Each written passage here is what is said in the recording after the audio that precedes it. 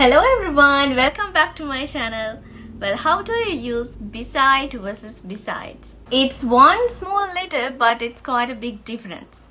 Well, let's get into it. I want to make you learn about the difference between beside versus besides. අපි ඉස්සෙල්ලාම beside කියන එකේ තේරුම බලලා ඉමු. For example, where are the shoes? The shoes are beside the flower vase. සපත්තු කොහෙද තියෙන්නේ? Where are the shoes? සපත්තු තියෙන්නේ flower vase එකට පසකින්. එතකොට මේ පසකින් තියෙනවා කියන්න තමයි beside භාවිතා කරන්නේ. මෙතනදී එතකොට beside භාවිතා වෙන්නේ preposition එකක් විදියට. ඒ කියන්නේ physical position එකක් ගැන කියන්න අපි මේ beside කියන preposition එක භාවිතා කරනවා. Right beside you.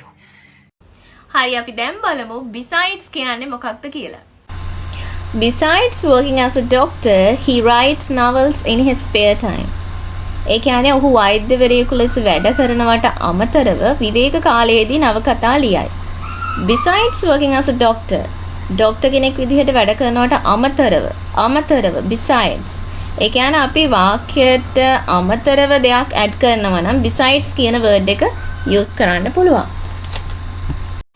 හරි අපි තවත් example එකක් ගත්තොත් I don't want to go outside. It's raining. Besides, I'm too tired.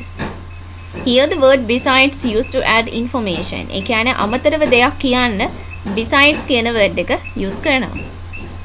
Now you know the difference, right? If you enjoyed this lesson, please hit that like button and subscribe to my channel. Hope to see you soon. Bye.